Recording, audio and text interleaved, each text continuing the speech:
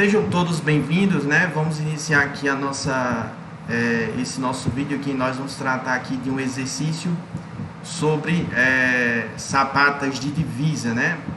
Mais apropriadamente, aliás, mais especificamente, sobre sapatas alavancadas. Então, quando nós temos pilares, né, próximos a divisas, certo? Eu não consigo detalhar, né? Eu não consigo colocar uma sapata de tal forma que o centroide dela coincida com o centro de carga do meu pilar, certo? Então vai existir ali na minha sapata de divisa uma excentricidade de forma, né? O centroide do meu pilar não coincide com o centroide da minha sapata retangular. Então essa excentricidade entre o centro de carga do pilar e o centroide da sapata vai gerar um momento, né? Um momento no sentido, o vetor de seta dupla na direção Y, certo? Na direção Y. E aí, eu até posso dimensionar essa sapata do pilar 1, né? Essa sapata de divisa, considerando essa excentricidade, só que geralmente eu acabo tendo ali sapatas de grandes dimensões, porque essa excentricidade entre o centro de carga do pilar e o centroide da sapata, geralmente ela é grande. Então, esses momentos fletores oriundos dessa excentricidade também são grandes. Então, acaba não sendo econômico a gente dimensionar, né, uma sapata de divisa com excentricidade. Tá? Então, o que é que a gente faz? Como é que a gente resolve esse problema dessa excentricidade? Ela não vai deixar de existir, né? Ela vai continuar lá na sua forma, tá? Ou seja, vai continuar existindo uma excentricidade entre o centro de carga do pilar e o centroide da sapata. O que eu faço é criar, né? O que a gente faz é criar uma viga alavanca que vai absorver esse momento fletor provocado por essa excentricidade, né? Do centro de carga, tá bom? Então vamos lá, eu trouxe aqui uma questão lá do livro dos professores Albuquerque e Garcia, né? Inclusive essas figuras que estão aqui indicadas são do livro do professor, tá? Então o livro do professor foi lançado em 2020, o livro dos professores Albuquerque e Garcia, então recomendo que vocês adquiram o livro, ele é muito didático, tá? Muito didático mesmo. E aí no capítulo 9, que é onde ele trata do dimensionamento de sapatas, ele trouxe esse exercício aqui, ó. Dimensione a fundação dos pilares indicados a seguir. Aí nós temos aqui o pilar P1, que é o pilar de divisa, certo? As dimensões da seção transversal do pilar P1 são 30 de largura por 50 de comprimento, tá? E o pilar P2, que é um pilar interno na planta, né, da nossa obra, ele está distante aí 3 metros do eixo do pilar P1. Ele tem uma seção quadrada de 30 por 30 centímetros. O meu pilar P1, ele recebe uma carga nominal, né, de 1995 kN, enquanto o meu pilar P2 recebe uma carga de 1260. Então vejam só, olha que coisa linda, né? O meu pilar de divisa, né, além dele ser justamente o pilar de divisa, ele também é o pilar que recebe a maior parte da carga, né? Comparando aí com o pilar P2, tá? Então, o pilar P1 é mais carregado do que o pilar P2. Então, ele acaba sendo complicado 2 vezes, tá? Então, como informações adicionais, né, para a resolução da nossa questão, o enunciado diz aqui que a gente pode admitir que a tensão admissível do solo é de 0,35 megapascal, que seria equivalente a 350 kPa, né? 350 kN por metro quadrado, tá bom? E pede para que a gente considere aqui um acréscimo da carga em razão do peso próprio da sapata de 5%, tá? Na verdade, o que acontece? Nas sapatas de divisa, tá? Nas sapatas de divisa, especificamente a sapata do pilar P1 aqui, geralmente o peso próprio dela fica em torno de 10 a 20%, tá? De 10 a 20%, porque essas sapatas de divisa, elas costumam ter grandes dimensões Então o peso próprio dela costuma ser relativamente maior do que o valor mínimo, né, que é estipulado pela NBR 6122, né? Vocês devem lembrar lá que a NBR 6122, né, a versão de 2019, né, ela coloca lá que o peso próprio das sapatas, né, deve ser considerado no cálculo, né, da fundação com um acréscimo mínimo de 5% em relação à carga nominal que foi aplicada pelo pilar, tá? No nosso exemplo aqui, embora lá no enunciado tenha dito para considerar um valor ali mínimo de 5%, eu vou considerar 10%, tá? Porque eu já estou prevendo que essa minha sapata de divisa, ela tem grandes dimensões e, portanto, o volume de concreto e o peso da sapata vão ser maiores, tá bom? Outras informações aqui, ó, vamos lá. Esse retângulo que está desenhado aqui corresponde à seção transversal, né? A seção transversal do pilar P1, tá? Só que aí eu tenho que deixar uma folga da face do meu pilar para a face aqui da minha divisa, né? Para a linha limite aqui do meu terreno, em torno de 2,5 cm, tá? 2,5 cm. Então eu acabo criando aqui em torno da seção transversal do meu pilar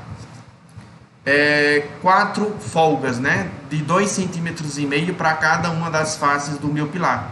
Então eu coloquei aqui as dimensões da mesa da sapata S1, ou seja, aquela parte plana horizontal, né, que fica circunscrevendo, né, aliás, contornando a seção do meu pilar com uma folga de 2,5 cm.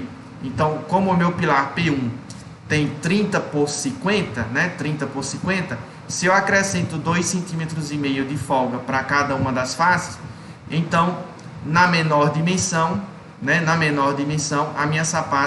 a mesa da minha sapata vai ter 35 centímetros. E na maior dimensão, a mesa da minha sapata vai ter 55. A mesma coisa para a sapata do pilar P2, né? Como é um pilar de 30 por 30 centímetros, então as mesas, aliás, a mesa, né, da minha sapata S2 vai ser de 35 por 35. Então aqui estão as dimensões da mesa da sapata S1 e da mesa da sapata S2, tá bom? Aqui eu trago outra ilustração, né, do professor Paulo, aliás, do livro, né, do professor Paulo e do professor Jean, respectivamente Albuquerque e Garcia, tá, 2020, em que vocês podem ver aqui que o meu pilar de centro, né, aliás, o meu pilar interno, a minha edificação, ele possui, ele não está alinhado, né, aliás, o meu pilar P2, que é o pilar interno da minha edificação, ele possui aqui uma distância com relação ao eixo vertical e com relação ao eixo horizontal. Como vocês podem ver aqui, ó, na direção horizontal, a distância do pilar P2 em relação ao pilar P1 é de 300 centímetros e na direção vertical é de 100 centímetros, tá? Então, essa distância na direção horizontal, de eixo a eixo dos meus pilares, eu chamei de LX. E a distância entre os eixos dos meus pilares na direção vertical, eu chamei de LY, tá? LY. E aí quando a gente vai detalhar aqui a forma da minha sapata de divisa, é importantíssimo, né? Importantíssimo que essas duas abas aqui, ó, essas duas abas da minha sapata S1 sejam paralelas, tá? Ó, paralelas ao eixo que une a linha, aliás, ao eixo, né, que une o centro geométrico do pilar P1 ao centro geométrico do pilar P2, tá? Porque aí fazendo isso, eu sei que obrigatoriamente o centroide da minha sapata S1 vai estar posicionado ao longo da linha do eixo, né? Ao longo da linha do eixo que une os meus dois pilares, ou seja, eu não vou gerar nenhuma excentricidade transversal, né? Com relação ao eixo, né, que une os centroides dos meus dois pilares, tá bom? Então, seguindo essa regrinha, basicamente o que a gente vai se preocupar aqui é com a distância, né, que separa os meus dois pilares na direção do eixo X, tendo em vista que, embora o meu pilar P2 esteja distante do meu pilar P1 na direção Y de 100 centímetros, quando eu coloco essas abas aqui paralelas à linha de eixo, né, eu acabo obrigatoriamente colocando o centroide da minha sapata posicionado ao longo desse eixo. E aí eu não preciso me preocupar com essa cota aqui de 100 centímetros, né? De 100 centímetros para calcular, por exemplo, o centroide da minha sapata, nada disso, tá bom? Então, continuando, vamos aqui resolver, né? Iniciar a resolução da nossa questão, certo? Então, como eu já tinha falado anteriormente, nós vamos considerar aqui um acréscimo de 10% na carga do meu pilar P1, né, para o cálculo daquela sapata de divisa, porque eu acredito que ela vai ter grandes dimensões, tal como vocês vão poder constatar no final da resolução, tá? Então, a área da sapata do pilar P1 vai ser 1,1, né, 1,1, porque eu estou acrescentando 10% da carga do pilar P1, dividido pela tensão admissível que eu tenho, que é de 350 kN por metro quadrado. Então, o meu pilar P1, ele recebe uma carga de 1995, né, kilonewtons. Então, acrescentando aqui 10% nessa carga e dividido pela tensão admissível, nós obtemos aqui que a área da sapata do pilar P1, né, no mínimo, deve ser de 6,27 metros quadrados. Veja que quando eu aplico essa equação aqui, né, no fundo eu já estou, né, admitindo que a distribuição de tensões normais na base da fundação do pilar P1, né, elas sejam uniformes, né, essa distribuição de tensões seja uniforme. Então eu posso, com base nisso, né, calcular diretamente aqui que a área da sapata do meu pilar P1. Aqui eu decidi fazer, aqui nós vamos agora calcular quem é a menor largura da minha sapata, né? A dimensão B1. Para isso, aqui a gente tem que tomar cuidado com o seguinte, que é o seguinte: a dimensão B da minha sapata, né? Quanto maior essa dimensão, né? Quanto maior essa dimensão B aqui da minha sapata, certo? Maior vai ser a excentricidade entre o centroide da minha sapata e o centro de carga do meu pilar.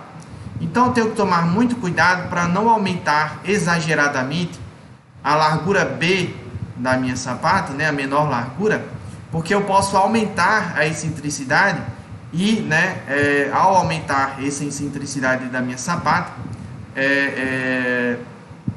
acabar sobrecarregando a nossa viga alavanca, né, que está aqui, a nossa viga alavanca que está aqui, tá bom? Então eu vou utilizar o seguinte critério, tá? O seguinte critério prático. Eu vou dizer que a princípio a nossa largura L, né, a maior dimensão da nossa sapata é igual a 2 vezes a menor dimensão. Então, como a área da minha sapata é igual a B vezes L, né? B vezes L, e eu sei que a área da minha sapata é igual a 6,27 metros quadrados, eu posso, né, substituir essa expressão aqui dentro da área da sapata, né? Eu tenho aqui que L1 é igual a 2 vezes B1, e a área da sapata é L vezes B. Então, isolando a variável B1, né, eu encontro que um chute inicial para a menor dimensão da minha sapata seria a raiz quadrada da área da sapata dividido por 2, tá? Raiz quadrada da área da sapata dividido por 2. Isso porque, novamente, né, eu estou admitindo aqui inicialmente que a maior dimensão da minha sapata vai ser o dobro da menor dimensão. Um valor muito usual aqui para sapatas de divisa, né? Em que a maior dimensão da sapata fica em torno de 2 a 2 vezes e meia a menor dimensão, tá? Eu coloquei aqui o limite inferior porque eu quero o menor valor possível de B, né? O menor valor possível de B. Lembrem, quando eu aumento a largura B da minha sapata, eu aumento a excentricidade do centro de carga do meu pilar com o centroide da minha sapata, né? Basta vocês virem aqui, ó. Quem vai ser a excentricidade, né? Quem vai ser a excentricidade entre o centro de carga do pilar P1 e o centroide da minha sapata? Vai ser B sobre 2, né? B sobre 2, né? Metade da largura da minha sapata, menos, né? A largura ali da mesa do meu pilar P1, né? Que eu chamei de B1zinho, né? B1zinho dividido por 2, tá? Ou seja, a distância do centro, do centroide da base da minha sapata até o centroide do meu pilar, né? Até o centro de carga. Então, quanto maior for a dimensão B, né? Quanto maior for a dimensão B, maior será essa excentricidade. E aí, portanto, maior será o momento que essa minha viga alavanca, né, vai ter que suportar, tá bom? Então, a escolha do B, né, a escolha da menor dimensão da minha sapata de divisa, ela tem que ser feita de maneira criteriosa para que eu não sobrecarregue, né, a minha viga alavanca, tá bom? Então, valores usuais aí para B, né, é que ele seja de 2 a 2 vezes e meia, né, menor do que a maior dimensão, tá bom?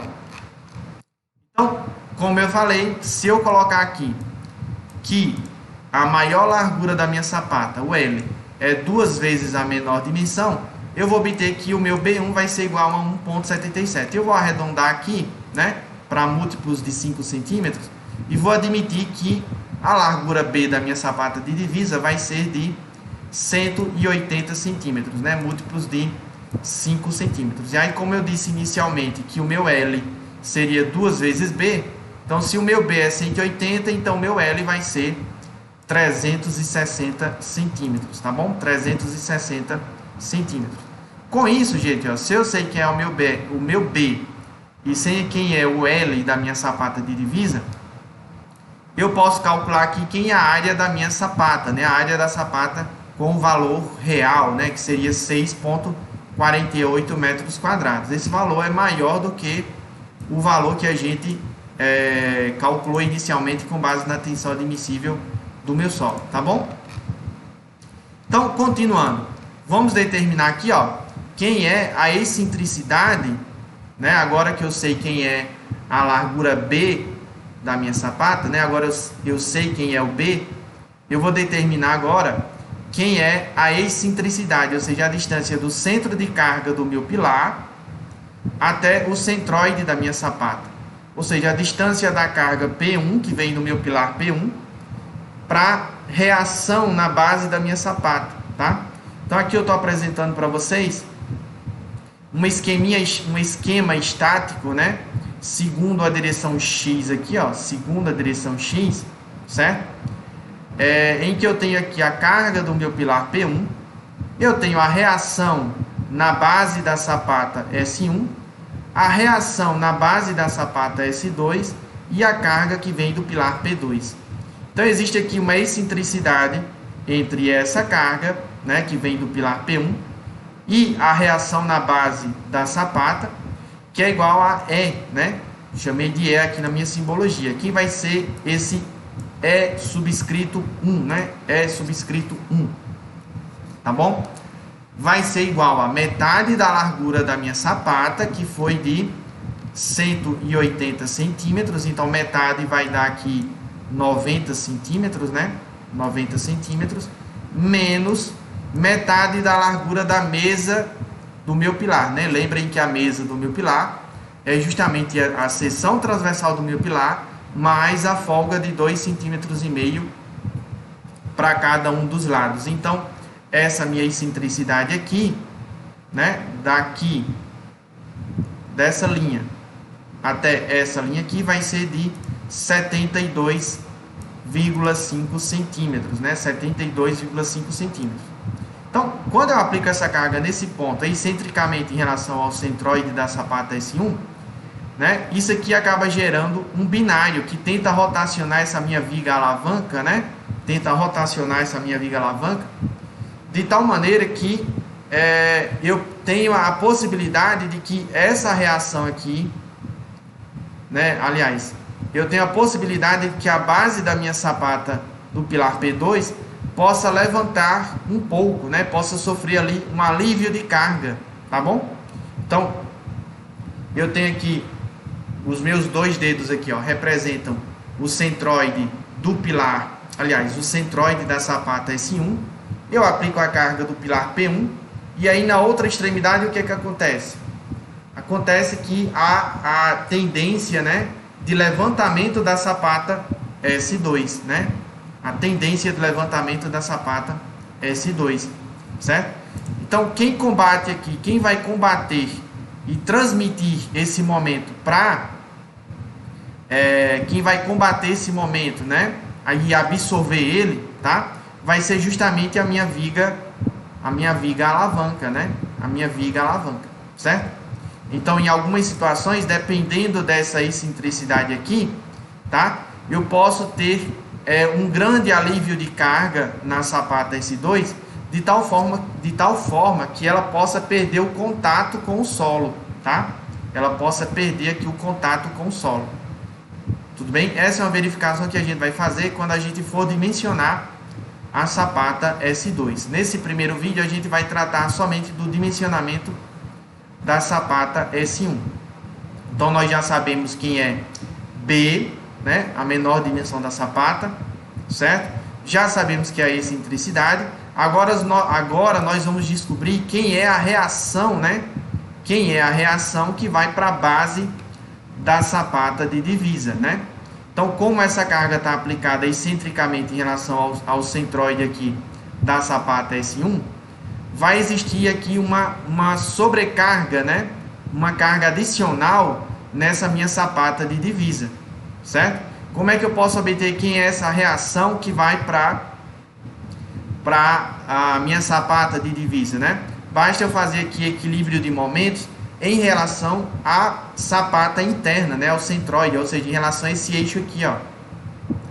Em relação a esse eixo. Então, se eu fizer somatório de momentos dessa minha viga alavanca, né, com os apoios aqui das sapatas em relação a esse eixo, eu vou ter P1 vezes o seu braço de alavanca em relação a esse eixo, que é L, né, que seria, no caso aqui do nosso exercício, o LX, né, a distância na direção X entre os centróides dos meus pilares,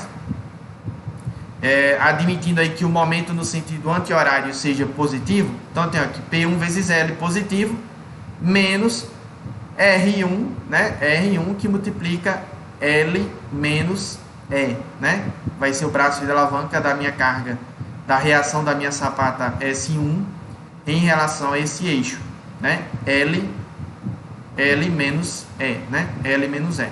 Isso aqui tem que ser igual a zero, né? Tendo em vista que eu não tenho, para que eu tenha, né, equilíbrio de momentos em relação a esse eixo aqui, ó. Em relação a esse eixo. Então, em relação a esse eixo.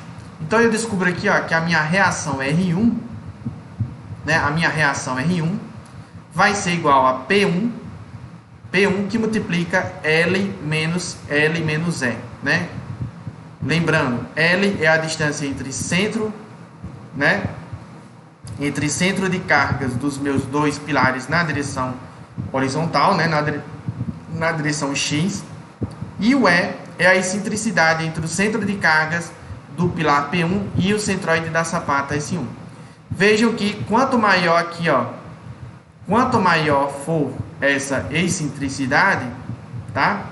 Quanto maior for essa excentricidade, maior será a minha reação R1, tá bom? Maior será a reação R1. E outra coisa que deve ser observada é o seguinte: quando eu aumento essa excentricidade, na verdade o que acontece na minha sapata, né, é que eu estou aumentando as dimensões dela. E ao aumentar as dimensões da minha sapata, eu aumento o peso próprio, né, a carga devido ao peso próprio da minha sapata, tá? Ao peso próprio. O peso, né, o peso da minha sapata, né, o peso da minha sapata, a resultante dele, né, a resultante do peso da minha sapata, ela está concentrada justamente no centro de massa da minha sapata, que vai coincidir com o centroide aqui, né, o centroide da minha sapata, certo? Ou seja, o peso da minha sapata, o peso próprio dela, não provoca momento em relação a esse eixo, porque ela já, né, o peso da minha sapata já está coincidindo com esse eixo. Então, quando eu vou calcular aqui a minha reação R1, a priori, eu deveria pegar somente a carga do pilar P1, multiplicar pela distância entre centroides de pilares, dividido por L menos E, né? Só que aí, como eu quero considerar um pequeno acréscimo, né? Um pequeno acréscimo nessa reação R1, provocado, né? Pelos efeitos aqui do peso próprio da minha sapata, então eu vou majorar, né? Aliás, eu vou amplificar essa equação aqui pelo meu W, né? Lembra que o meu W é igual a 10%, né?